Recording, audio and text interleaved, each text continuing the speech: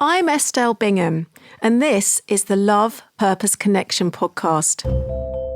Thank you so much for joining me on this journey of exploration into what I believe are the secrets of a good life. Now, more than ever, when everything is shifting, uncertain, upside down, and quite frankly a little bit inside out, the secret of life is just three things. The secret is love, purpose, and connection. But knowing the secret is really just the beginning of the journey. You need to know how to find those things, how to protect and how to grow them. And that's where this podcast comes in. Here on Love, Purpose, Connection, I want to explore how to discover and really develop the secrets of a good life. I'm a holistic therapist and healer, and I work with people every day from all walks of life who feel stuck, lost or out of balance.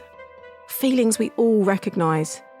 I help them inhabit their lives in a new way, feeling a very real sense of positivity, empowerment and hope.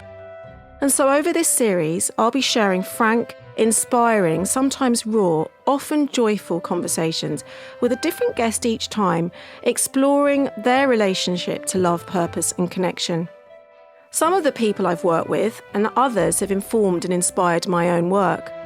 But together we'll be exploring just what those three words really mean, and also, crucially, how you can discover and develop them in your own life. Today, I'm talking to a bit of a legend, one of the most experienced and sought-after transcendental meditation teachers in the world, Bob Roth. TM, if you haven't heard of it, was first developed in India in the 1950s by Maharishi Mahesh Yogi. Bob himself has taught TM to thousands of people, from Hollywood celebrities like Oprah Winfrey and Jennifer Aniston to combat-scarred veterans and inner-city youth. He currently serves as a CEO for the David Lynch Foundation, a non-profit organisation working with communities most at risk of trauma and stress. I myself have practiced transcendental meditation since I was a child. My mum learnt it in the 60s and I learnt TM when I was 7 years old. So I really wanted to find out who Bob Roth really is. I wanted to reflect on the practice in more depth and discover how it can affect our feelings of love, purpose and connection. So, welcome, Bob. Well, I'm very happy to be here, Estelle. Well, I'm over the moon. I just love an old meditator. A very old meditator, very old crotchety meditator. No, I tell you what I love, Bob. It's just when I saw your face, reminds me of John Windsor, who was my meditation teacher and ran the North London TM Centre in Hackney in the 70s, 80s and 90s, where I learnt. And so it's just wonderful to see you. Your listeners, Estelle has the most beautiful smile. I mean, it just lights up a room. God. Okay, let's get to where we're talking. But Bob, let's get back to business. Okay, we'll get back to business. All right, we'll get serious. Let's get serious. Okay, let's stay in the Love, Purpose, Connection podcast seriousness. Okay, it's a deal. Or in the joy of spontaneous being in life and exchange and in relationship. And actually, That's what TM brings into your life, right? It brings that being present and, just deepening our relationship to who we are and our connectedness. It reveals who we already are. It reveals that connectedness that's already there. It just gets away the muck and the confusion and the film and the dust. And then we realize, oh, I am unified with everything and everyone. So tell me about this mission, Bob, because of course I was fascinated. Did you have an idea that you would be this close to humanity's sort of consciousness when you were a child? Was it something, were you born really altruistic or did it come later? I had a wonderful family. I was raised to be socially conscious. My father was a medical doctor and he volunteered at a veterans hospital. He volunteered at a prison. My mother was a volunteer teacher at schools for children with learning disorders and physical handicaps. So I grew up with that. But my interest was politics. I wanted to be the next Bobby Kennedy. I had worked for Senator Bobby Kennedy when I was in high school. I saw him speak in San Francisco on June 1st, 1968. I looked around the room, Estelle, and there were 2,000 people. I thought, we're going to change this world.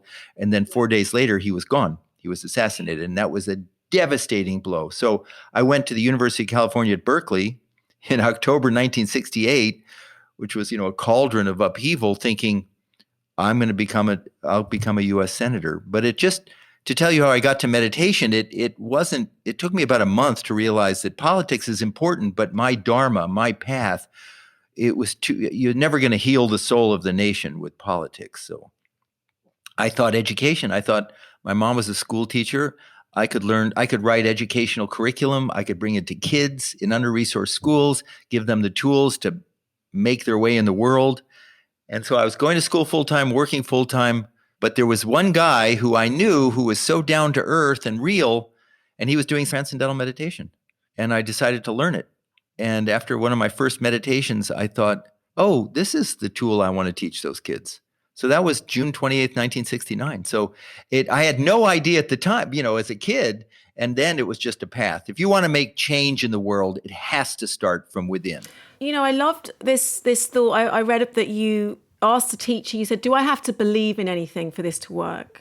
I'm a skeptic in the sense that I'm not a cynic. If I was a cynic, I'd never get out of bed. But there's so much stuff out there and so many people making so many promises. And in the 60s, it was just like crazy. And so I remember thinking, if this could work, it shouldn't be based on belief, because then that's just going to limit. I wasn't interested in limiting, and I wasn't interested in a new religion. And so when I asked my teacher, I don't believe in this stuff. And she held up a piece of chalk and she let it go in her hand, and the chalk fell into the palm of her hand. And she said, you don't have to believe in gravity for the chalk to fall. And you don't have to believe in transcendental meditation for the benefits to come. And that was compelling. And then when I learned it, it was so easy and so relaxing, and just a tightly wound 18-year-old kid, almost like first year away at college, at university, angry, scared, tense, and in a war, sort of protection mode. And then within minutes to have this amazing relief and release. So yeah, it was a big thing. Yeah, and it's such a huge tool and it's such a massive gift. So I want to hear about when you got your backpack on. So of course I've got this image that you get your backpack on, you're in Berkeley and you decide to come to Europe, you come to Spain, which at the time is quite a big deal. And you arrive in Spain and you meet Maharishi Yogi, who was the guy who taught the Beatles TM. How was that? The thing is, Maharishi, his training was as a physicist in university in India. And then he learned what he could about the deepest fundamentals of life from physics, from modern science. And then he had a chance to study with the greatest scientist of meditation or consciousness. His name was Brahmananda Saraswati, for 13 years in India, where he learned from him the technique of transcendental meditation. And so I had seen him speak in the United States in 1970, and these Nobel laureates in different sciences and also spiritual leaders talking about these ancient and modern truths of life. So he was my kind of guy. And so I had a chance to study with him in Spain, and to be in that environment was extraordinary. Those kinds of minds and his practicality and the way he saw life. It was a great experience. I just soaked it up and was so inspired. That's what I've been doing. I taught the meditation for almost 50 years, all over the world. And now the David Lynch Foundation. Yeah, I want to talk about the David Lynch Foundation. And I also want to talk about the practice, just so people who don't know or understand it yet, that they can kind of get a sort of eye-opener, have an eye-opening moment. Because you explain the science. It's almost been the mantle has been given to you to kind of explain the science around this effortless return to self. It's a complicated thing. People say, well, I do mindfulness meditation, I do Vipassana meditation, I do guided meditation, I do headspace, I do calm, I do walking meditation, I do transcendental meditation. And there's this sort of, are they all the same? Do they all basically, different strokes for different folks, but they produce the same results? And it turns out from brain research that they're not all the same. That we know from brain research that distinct experiences that I have impact my brain in a distinct way. So if I listen to classical music, it has one effect on my brain. If I listen to heavy metal music, it has another effect on my brain. So they wanted to know, well, what happens when you do these different types of meditation? And they came to 3 basic types. And I use the analogy of an ocean. We have choppy waves on the surface, and the depth of the ocean is silent. So the first is called focused attention. And focused attention, the philosophy in this analogy would be, If you want to have a calm ocean, what disrupts a calm ocean? Waves.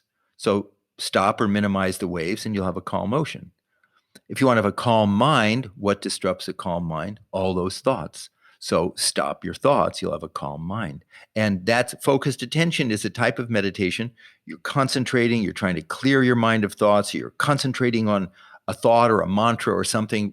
When you do that, it creates something called gamma brain waves, which are 20 to 50 cycles per second. Your brain is working hard. Second, open monitoring or mindfulness. Open monitoring, for those of you who practice this is very in brief. Open monitoring, Estelle, it's an interesting thing. The philosophy in open monitoring is thoughts are not necessarily the disruptor of calm, but the content of thoughts can be the disruptor of calm. So open monitoring teaches me to live in the present, be fully mindful in the present. Don't be 5 years ago. Be now. Be in the moment is equanimity. In the past or the future is who knows? So it teaches me to dispassionately observe my thoughts, my moods, my feelings. That creates theta brain waves, 4 to 8 cycles per second, like a dream. So now to answer your question, transcendental meditation. But I think it's good for people to know this. I think it's good to know the differences because we're bombarded by so many different types of meditations now. You know, when you started meditating, when I learned how to meditate in the 70s as a 6-year-old, or, you know, people thought you were mad. You didn't even want to say the word in polite company. You know, you would never mention it in polite company. You don't want to talk about religion, politics, or meditation. No. So now it's the thing. Okay. And, you know, I think it's important to understand what is in the science, behind the science of meditation. So the mindfulness is really important. We've learned that these two types of meditation can take us to certain places. Where does TM take us? So TM has an interesting thing. TM says waves are natural to the surface of the ocean. So thoughts are natural to the surface of the mind, but the ocean has a vertical dimension. As I said before, the ocean is maybe turbulent on the surface by its nature, but the ocean by its nature is pretty darn silent at its depth. And so the same is there with the mind. Surface of the mind is the gotta mind. They call it the monkey mind, whatever, but that's the surface. In transcendental meditation, we don't try to stop that like the other approaches, or those are called cognitive approaches. We don't try to manipulate that. We access a deeper level of the mind where the mind is already settled and peaceful and calm and wide awake. It's our innermost nature, way deeper than intuition or feeling, way down there. There's a level where your mind is completely settled. And when we access that effortlessly during transcendental meditation, then Estelle, you asked about the science, there's a constellation of changes that take place in the brain and the body. Number one, the electrical activity in the brain, it shifts to something called alpha 1, which is 8 to 10 cycles per second. And that's when your mind is settled and yet wide awake. It wakes up a part of the brain.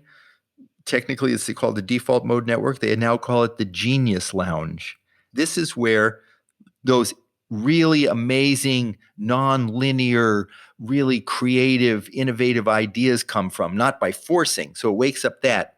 My conclusion is different approaches to meditation. It's not that one is better or worse. Vitamin A does one thing, vitamin C does something else.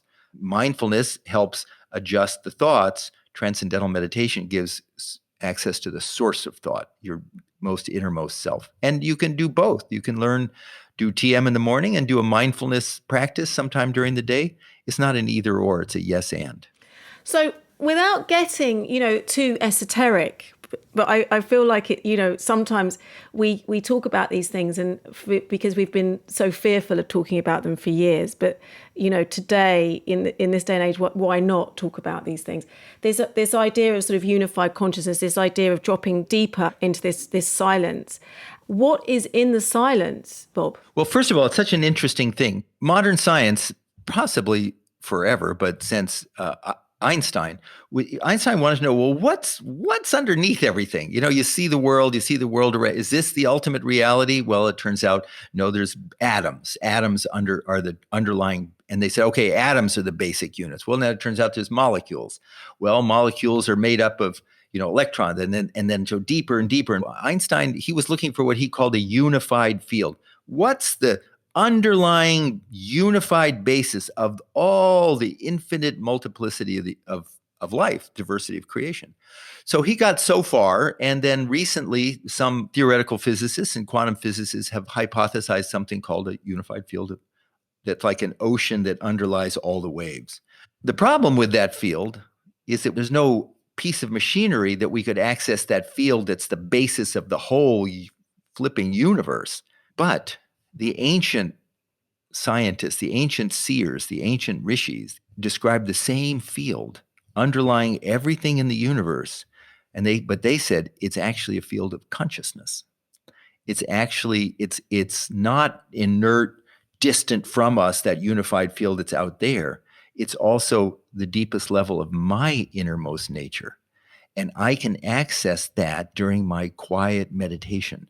That the real purpose of meditation, transcending, is not just to get rid of stress or even do something wonderful like wake up the genius lounge in the brain, but to give me reconnect with my origins, with my source, this unified field of consciousness. And that unified field of consciousness is from where we draw our creativity, our energy, our intelligence, our happiness. It's my source. And when I'm disconnected from that, that's when I get cranky and depressed and sad and angry and violent, because I'm not drawing upon my own inner birthright. So Maharishi's point was, that could sound theoretical, philosophical. He said, you don't have to believe in any of it. It's theoretical. Meditate, use your brain and nervous system as the instrument to access that, and then wake that up in your own life. And that's when you see all the genius lounge and the creativity. So it's not out there. It's not theoretical. It's not new age mumbo jumbo. It's a confluence between the most cutting edge modern scientific understandings of the ultimate reality of life and most ancient understanding of the ultimate reality of life, and how our brain can intersect the two. It's amazing now that science has finally caught up with all of this profound knowledge that's always existed. And this idea of this unified consciousness. When you meditate, Bob, have you had moments, like tell me about some of the times when you meditate? Because my meditation practice is sort of, it ebbs and it flows. Like for me, I just meditate all the time, sort of find myself in meditative state, and I can drop into that now, I think, because I've learned it from an early age, and it ebbs and it flows. And I've had moments of real bliss moments. Do you feel like you have those often? Well, no, it's an interesting point. No person is an island. These are stressful, anxious times, and it impacts the mind and the nervous system in very real ways.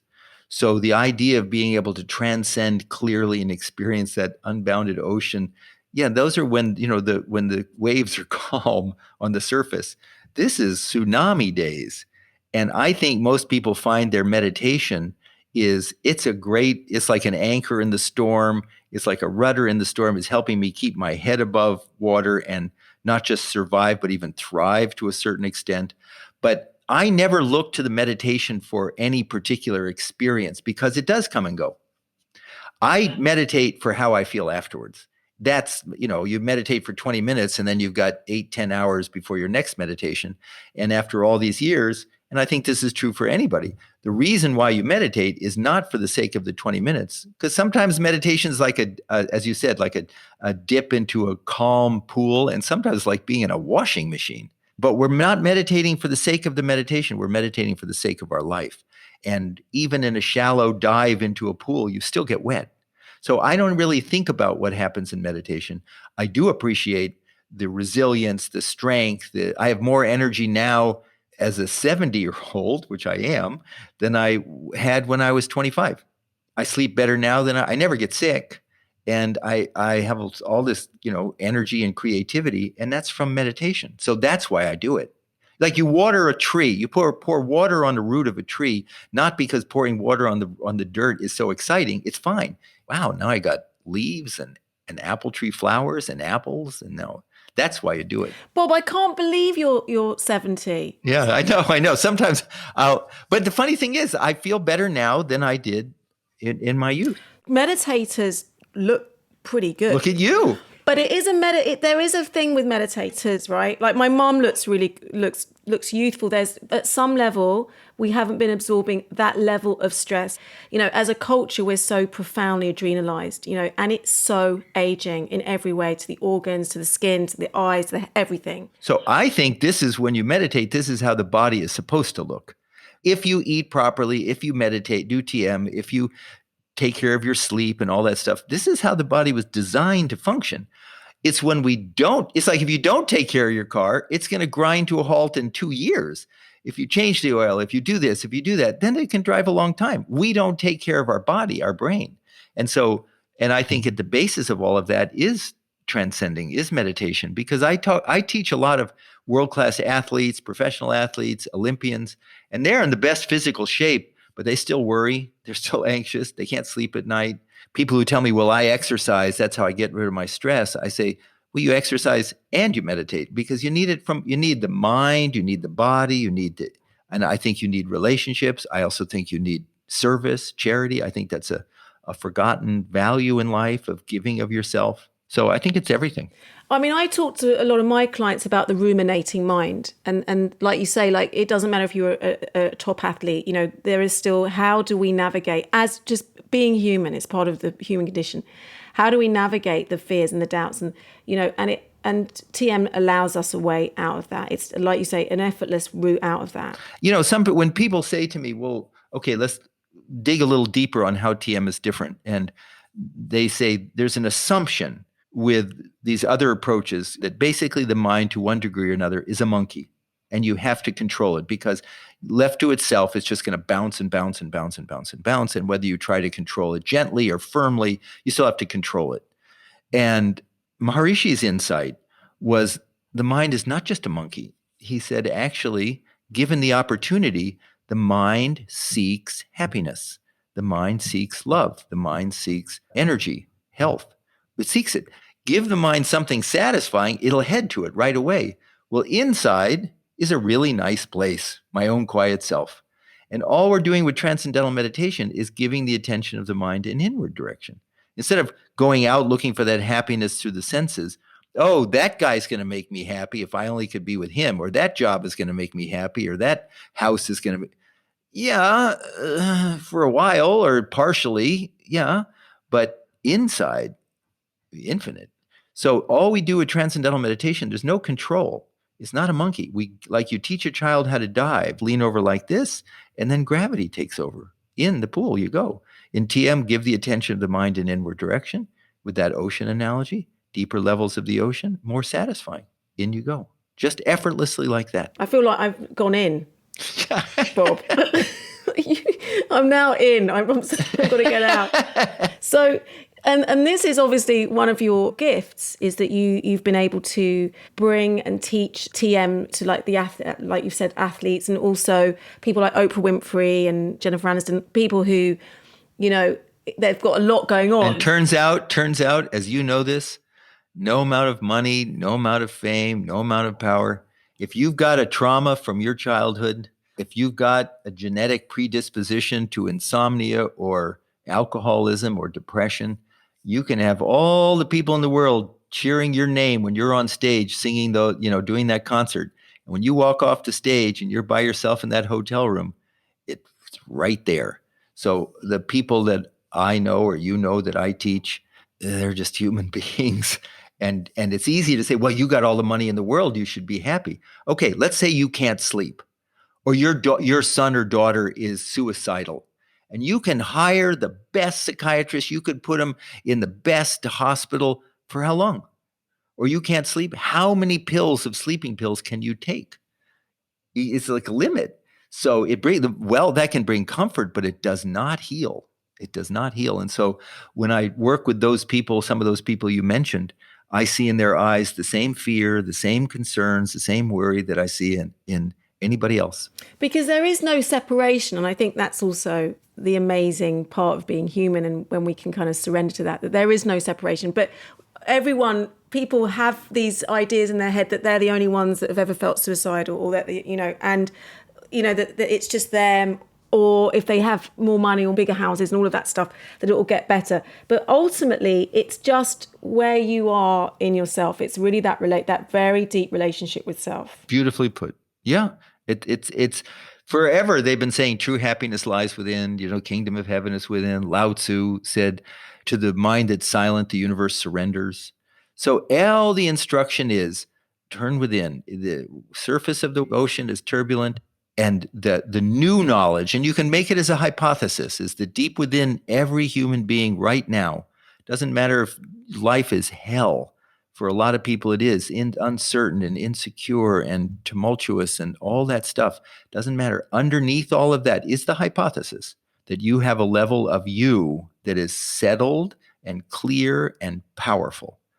But beyond just being some aphorism that you put on as a note on your mirror when you're brushing your teeth, you have a tool, you have a technique in Transcendental Meditation to find out if it is, to access it yourself. And the results, it doesn't, as you know, Estelle, it doesn't take months and months and months. People start noticing that relief right from the beginning. Yeah, it moves things in a very deep place, for sure.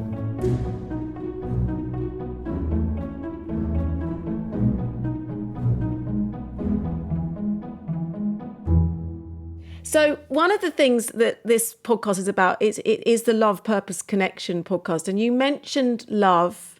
How has your time on the planet been so far in relationship to love? Well, that field of silence that lies within is ultimately the field of love, universal love. And when you get wet in that in your meditation, when you dip into that, then you come out with that loving yourself. There was this great quote that said, make a list of all the people you love in your life. And how many people do you list before you add yourself?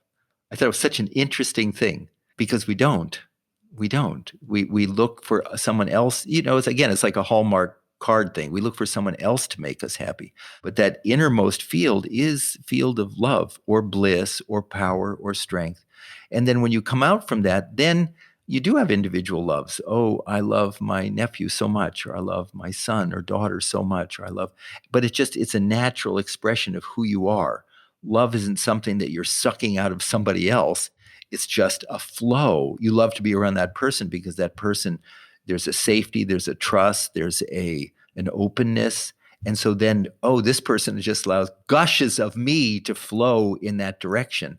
And then, because I love all the brain research, when you feel that love in meditation, there's a hormone called oxytocin, the love hormone or the trust hormone, or it's released when a mother is giving birth, and also when mother is nursing. The touch of a child's finger on a grandmother's hand can create oxytocin in the grandmother. Just touch.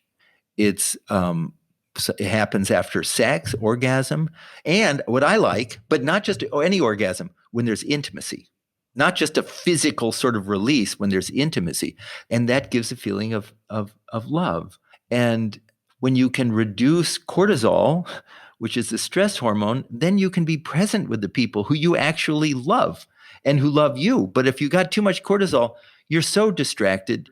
You're around people who are just jewels, and you're just seeing rocks everywhere. So to answer your question, the more I meditate, the more naturally life is loved. More loving. Yeah, it's a field of love. Yeah. We think of so much romantic love, which, by the way, according to researchers, lasts maximum 2 years, romantic love. Your brain can only pump out so much dopamine and which is your sort of drug high, and that kind of oxytocin is different. And then it just sort of calms down. And the other thing that happens with romantic love is it shuts down the prefrontal cortex. It sort of makes you numb. The prefrontal cortex is the part of your brain that says, this person may not be, I never saw that about that person. This person chews too loudly, or this person is kind of rude around my parents. Or when you're in that thrust, that drug high of romantic love, the part of your brain that's discriminating is shut down.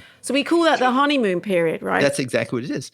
And then the real thing is there an underlying love that allows you to want to be with that person forever, even though they do things that annoy you, but everything annoys. And so what? You're so grateful to be sharing your life with that person. It's true. Well, you're the expert. What am I talking? You should talk about this stuff. I'm coming back on a show to interview you sometime. Oh, I'd love that. Yeah, we should do it. I'd love that. Before you do that, I really want to talk about the extraordinary work you're doing with the David Lynch Foundation. It's so powerful that you're taking TM into prisons. You've apparently 1 million students in 35 countries have learnt TM. You take it to, you're working with veterans who have PTSD. You're working with survivors of domestic abuse, women and children. It's just incredible work. There's a beautiful Vedic aphorism, Vasudev Kutumbakam, and I think you live your life this way. The world is my family. And that child in Rwanda who's suffering, it's real pain that child feels. Real pain, real suffering. And the child in my own home or the child down the street, it's the same pain. And so if you have an ability to alleviate pain, you want to do that so that human being doesn't have to suffer.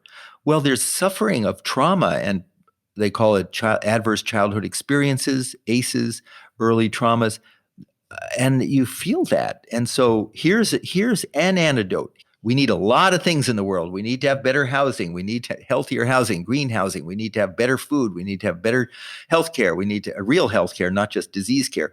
All these things have to happen. But at their core, we should give every human being the ability to heal themselves from within, to transcend and access that unified field of consciousness, whether it's in a pure state or just a passing glimpse. It's still, even in a shallow dive, we're getting wet. And so and the whole David Lynch Foundation goal and purpose is, let's share this with everybody.